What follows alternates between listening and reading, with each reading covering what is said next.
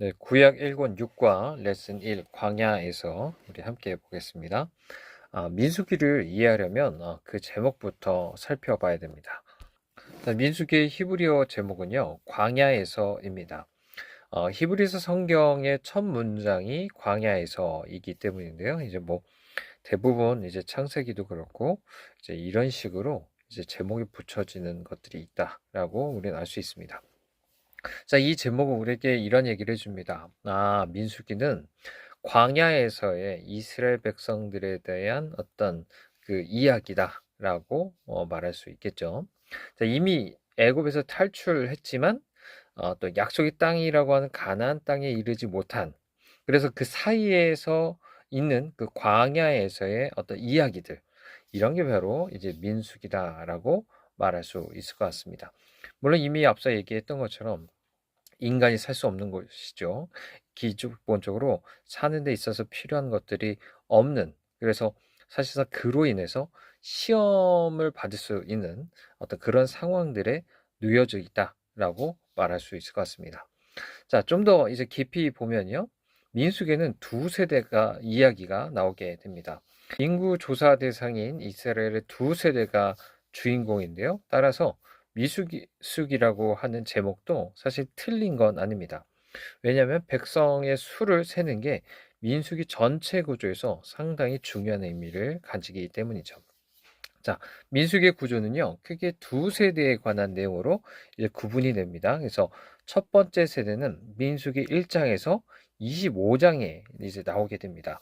이들이 어떤 불신앙, 또 그로 인한 죽음을 이제 대표하는 어떤 그런 세대다라고 말할 수 있겠죠. 그래서 그들은 정말 하나의 약속한 땅 코앞까지 갔지만 결국에는 땅에 들어가지 못한 정말로 안타까운 사람들이죠. 그래서 민수기 14장 32절을 보면 하나님 그들에게 너희 시체는 이 광야에 엎드러질 것이다 라고 이야기를 하고 있습니다.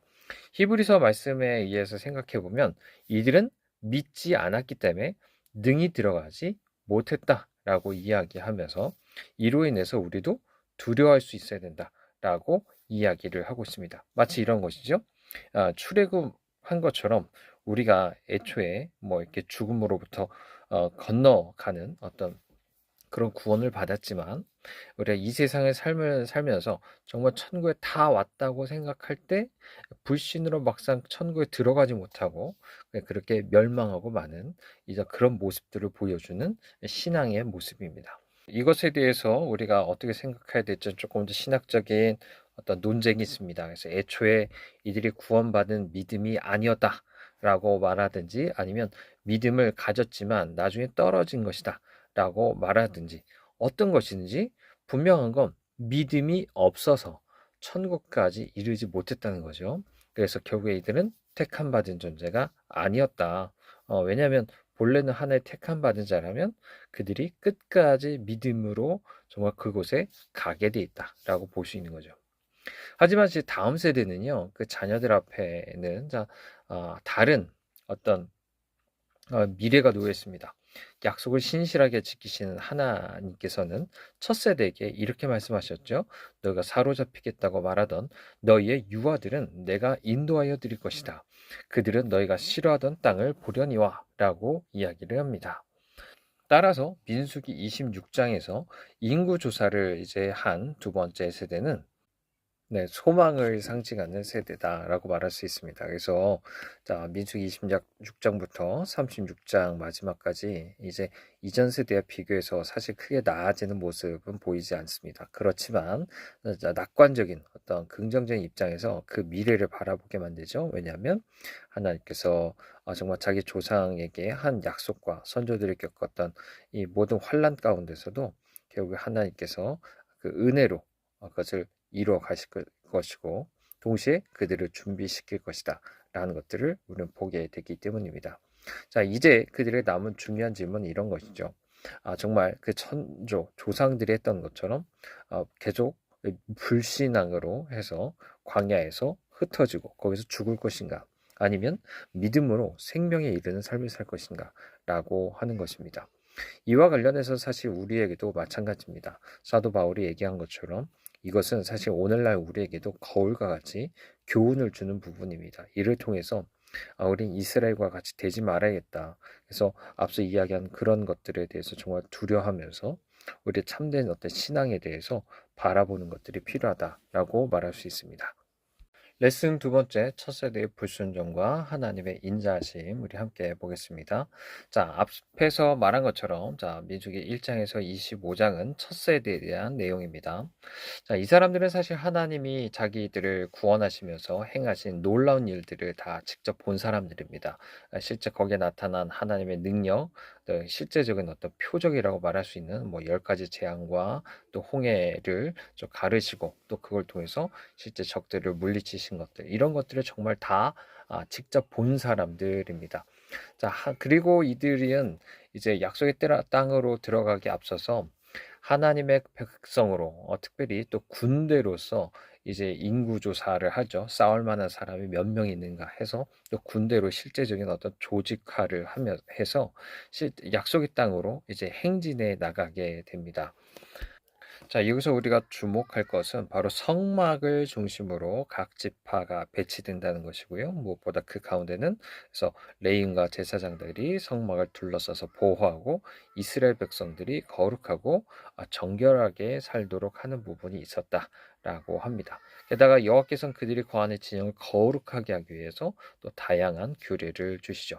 그래서 여기서 사실 군대로서 싸워야 되는 부분이 있지만 사실 그것은 이제 그들이 거룩함에 대한 싸움이다 라고 말할 수 있겠죠. 더 이상 그 거룩함을 지키지 못하고 그것을 침범해서 들어와서 정말 부정하게 되는 그 전에 정하게 되는 어떤 것들을 막는 싸움, 이것이 상당히 중요했다라고 볼 수 있습니다. 오늘날도 마찬가지죠. 우리는 하나님 앞에서 지켜야 될 문제, 그래서 그것을 위해서 싸워야 되는 것은 가장 중요한 것은 거룩함이다라고 말할 수 있습니다. 자, 이러고 나서 마침내 자, 민수기 10장에서 11장에서 백성들의 이런 행진이 시작이 됩니다. 하지만 이스라엘의 이런 뭐라고 해야 될까요? 평화라고 할까요? 이것은 얼마 못 가서 그들의 불순종으로 위기를 맞게 됩니다. 이 백성들은 계속 하나님을 향해서 불평을 쏟아놓습니다. 시험하게 되는 거죠.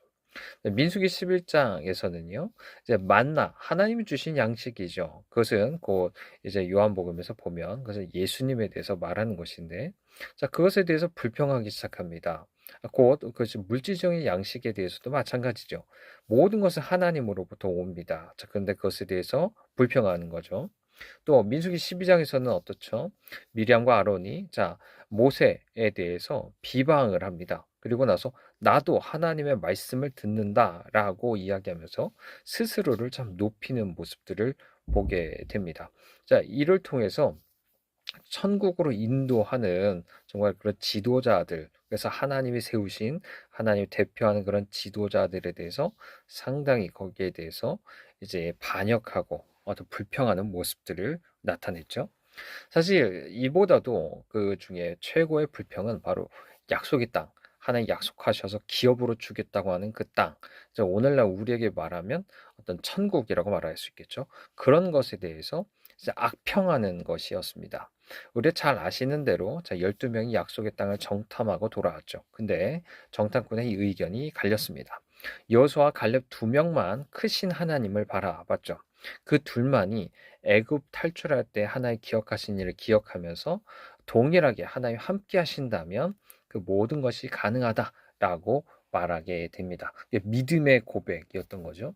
하지만 나머지 정탐꾼 10명은 이제 견고한 성벽, 그리고 나서 또 강한 그 백성들, 또 네피림이라고 하는 거인들을 보면서 거기에 대해서 또 자기 자신을 또 보는 거죠. 비교하여서 보면서 우리는 불가능하다라고 결론을 내리게 됩니다. 그래서 무엇을 보느냐가 상당히 차이가 나는 거죠. 자, 이 말을 듣고 또 온 회중은 어떻습니까? 믿음의 말보다는 불신앙의 말을 듣고서 자, 모세와 아론을 원망하게 됩니다. 그래서 민수기 14장 2절에 보면 우리가 애굽 땅에서 죽었거나 이 광야에서 죽었으면 좋았겠다. 라고 이야기합니다. 심지어 믿음으로 그들을 권면하는 여호수아 갈렙을 돌로 치려고 했죠. 이런 상황까지 이제 가게 됐습니다. 자, 이스라엘 백성은요, 가나안 사람들 손에 죽을까봐 두려웠습니다.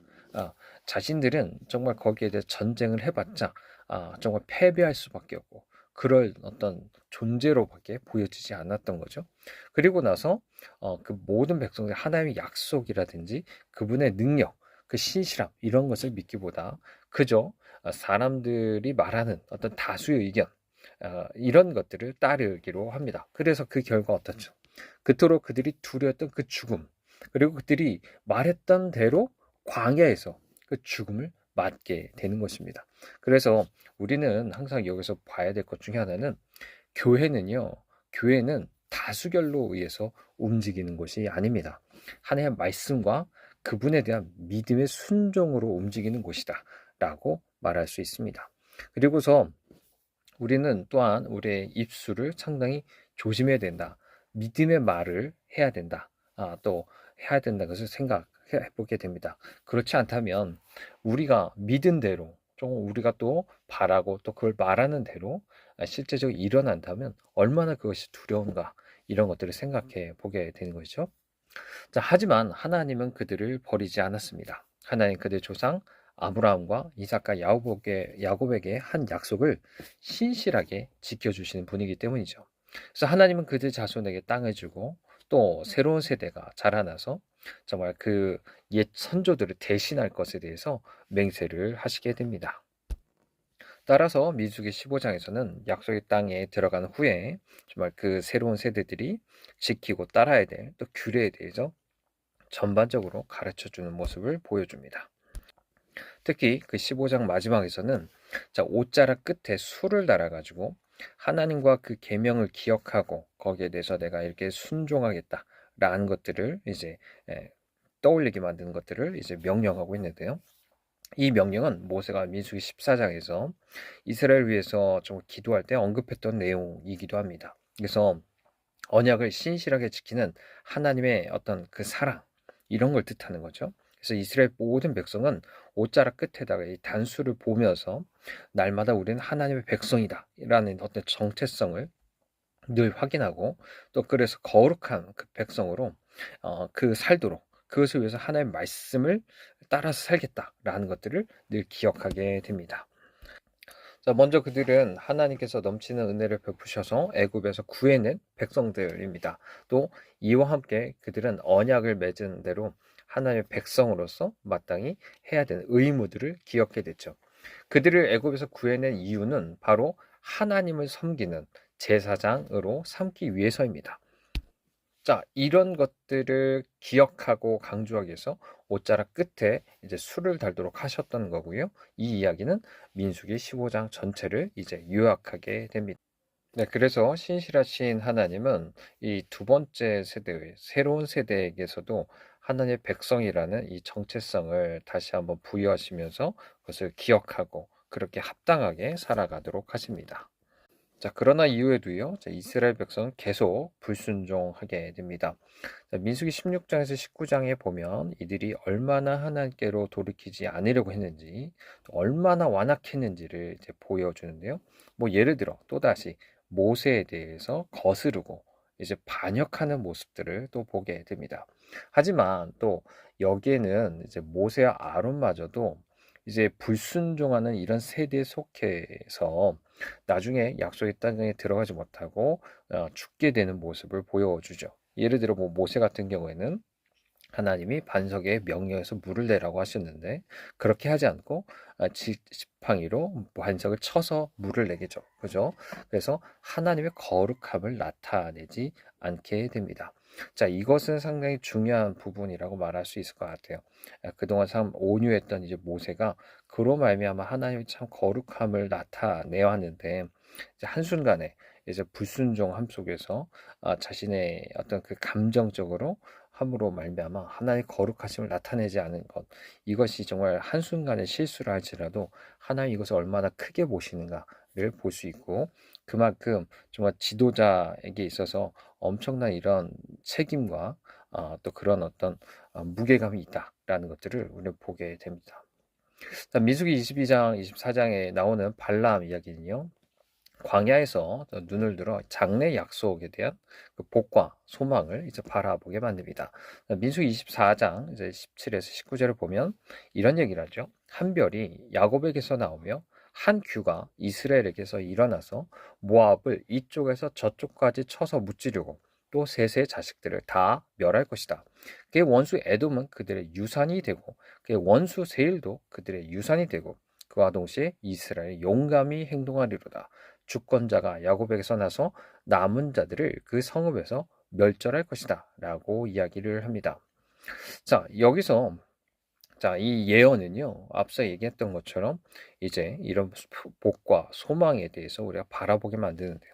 자, 그것은 무엇보다 이스라엘이 장래에도 이제 존재한다는 것을 보여줍니다. 그죠? 아무리 이들이 이렇게 반역하고 하지만 여전히 하나님께서 그들을 이제 붙잡아 주시는 거죠. 이 사실은 하나님께서 자기 백성 이스라엘을 통해서 또 자기의 목적을 이루신다는 뜻에서도 이제 나타납니다.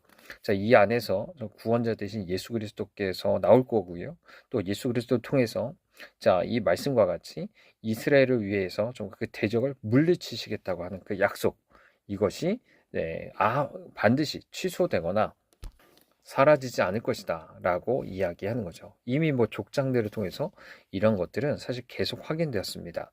우리 여러 가지 실수나 이런 어떤 연약함에도 불구하고 하나님께서 당신의 일방적으로 그것을 이뤄 가셨던 것처럼 마치 그렇게 하실 것이다 라고 우리는 생각하게 되죠. 발람조차도 사실은 그 백성을 저주할 수 없었습니다. 이러한 하나님의 신실하심은 오히려 이스라엘의 고집스러운 불순종을 부각하죠.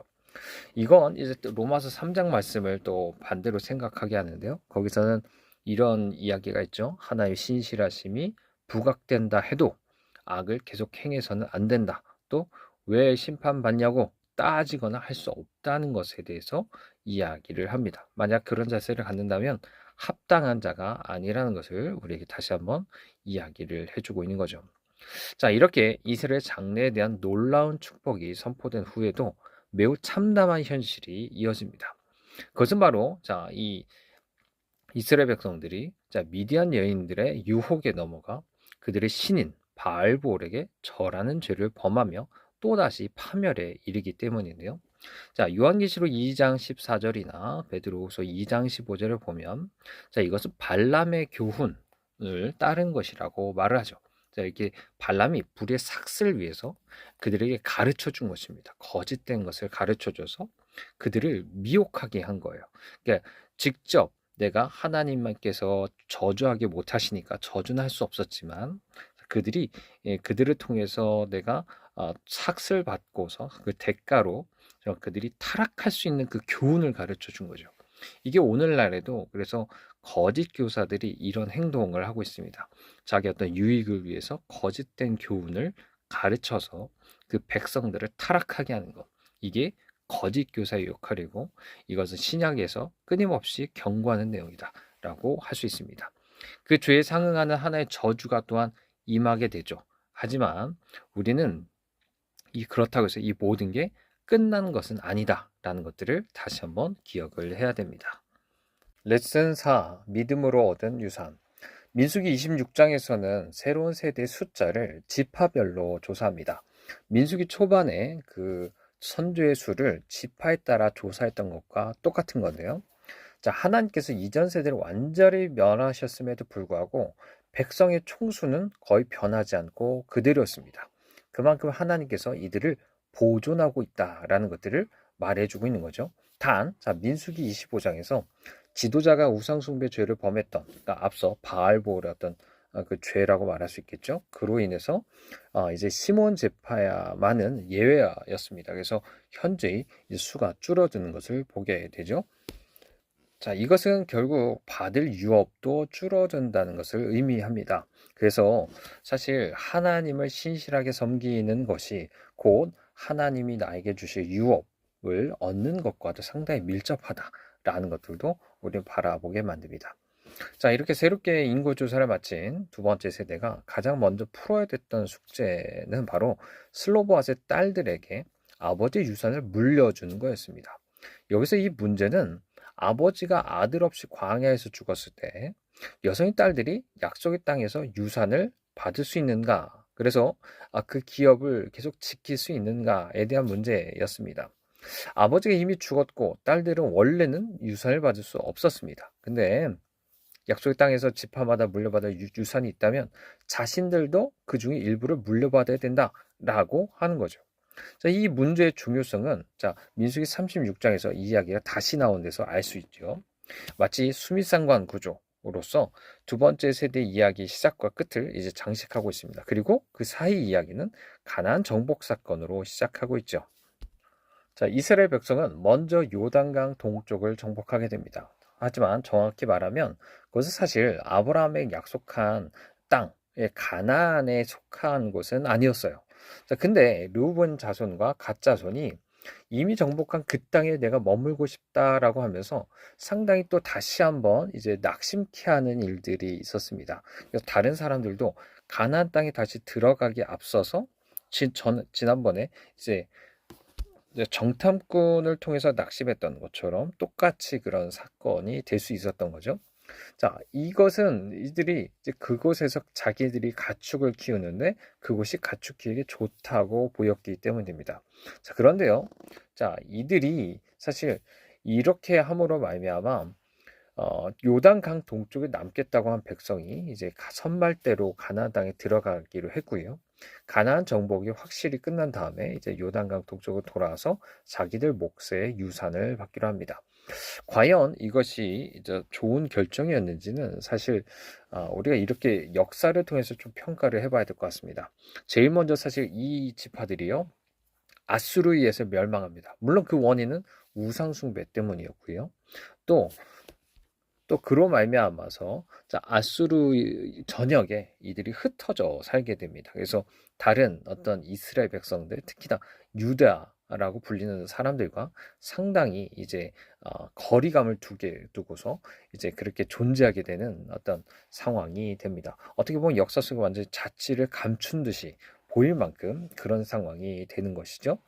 그만큼 이들이 하나님 주신 땅이 아닌 조금 그곳에서 그저 내가 먹고 살기에 좋은 곳이다 라고 해서 택한 것들, 그것이 정말 그만큼 하나님과의 어떤 거리도 멀고 그래서 더 빨리 더 그를 멸망하여서 그런 어떤 모습을 보여준 것은 아닌가라고 할 수 있습니다. 자, 이제 민수기 33에서 35장에서는 애굽 탈출 후의 여정을 다시 한번 돌아봅니다. 그리고 나서 여호와께서 모세에게 약속의 땅을 자세히 일러주시죠. 그리고 지파에 따라 분배하시는 장면이 나옵니다. 그리고 이어서요, 레위인 성읍과 도피성을 지정하게 됩니다. 우리 앞서 얘기한 것처럼 시몬과 레위들은 이제 이스라엘 전역에 흩어져 살게 되죠. 근데 레위인은 특별히 그렇게 흩어져 사는 것들이 오히려 좋은 목적을 위해서 이제 이용이 됩니다. 바로 그것은 뭐냐면 곳곳에서 정말 그들이 들어가서 거룩하게 살고 또 실제 어떻게 살아야 되는지 다른 백성들에 가르칠 수 있는 어떤 상황으로 펼쳐지게 됩니다. 그리고 또 그 안에서 또 도피성이 지정이 되죠. 그래서 부지 중에 살인자를 피할 수 있도록 하시죠. 그것은 바로 또 예수 그리스도를 우리에게 가르쳐 보여주고 있는 바입니다. 이 모든 것은 이것을 통해서 이제 약속의 땅에서도 하나님이 정말 거주하는 땅이 되도록 거룩함을 지키길 원하시는 모습들을 우리에게 보여줍니다. 그래서 이 땅이 다시 한번 하나님께서 구속하시기 원하시는 모습 안에서 다시 한번 우리가 어떻게 살아야 되는가. 정말 이 땅에 속해서 속하는 것이 아니라 정말 이 땅에 거하면서도 정말 흩어져서 거룩하게 살며 또 그들에게 복음을 전하는 모습이 되어야 되지 않나 라고 할 수 있습니다. 또한 우리는 이곳에서 날마다 우리 도피성 대신 예수 그리스도께 우리가 피해야 된다라는 것도 우리가 볼 수 있죠.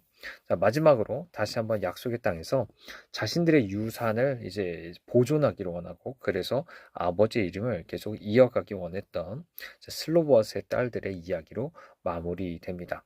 자, 이것이 어떻게 보면 하나님의 약속하신 이제 자손과 또 땅과 이 모든 것에 대한 이제 사모함에서 비롯됐다라고 볼 수 있을 것 같습니다. 그래서 우리도 계속 이 자손이 이어가고 또 그래서 땅을 물려받으면서 이것이 계속적으로 하나님 나라까지 이어져 갈 수 있도록 우리 사모할 수 있어야 될 것입니다. 레슨 5 그 사이에서. 자, 그럼 민수기가 우리에게 주는 의미는 뭘까요? 자, 이스라엘 백성이 그랬듯 우리 역시 어떤 의미에서 그 사이에서 살고 있습니다. 그러니까 그리스도께서 십자가에서 이루신 그 출애굽과 또 약속의 땅이라고 말할 수 있는 어떤 천국에 들어가는 그 중간에 살고 있는 거죠. 그래서 우리도 광야에 있습니다. 우리가 살고 있는 세상이 광야 같다고 말할 수 있는 거죠. 이곳에서는 정말 우리가 살아가기 어려운 수없이 많은 것들이 있고 그로 인해서 날마다 우리가 시험에 당하기 쉽습니다. 그것은 곧 하나님을 믿고 따르느냐와 상당히 밀접해 있죠. 우리가 살면서 겪는 여러 가지 시험이 바로 이 광야에서 이스라엘 백성이 겪은 이제 시험에 또 비길 수 있습니다. 히브리서 3장을 보면 알 수 있죠. 광야 시대를 산 두 세대는 두 가지 다른 삶을 보여줍니다. 자, 우리는 첫 번째 세대가 그랬듯이 이제 이런 시험에 부딪혔을 때 하나님에 대해서 불평하면서 실족하고 그래서 그분을 버릴 건가? 아니면 두 번째 세대처럼 하나님을 바라보면서 더 큰 믿음으로 나아가며 하나님께 영광 돌릴 것인가?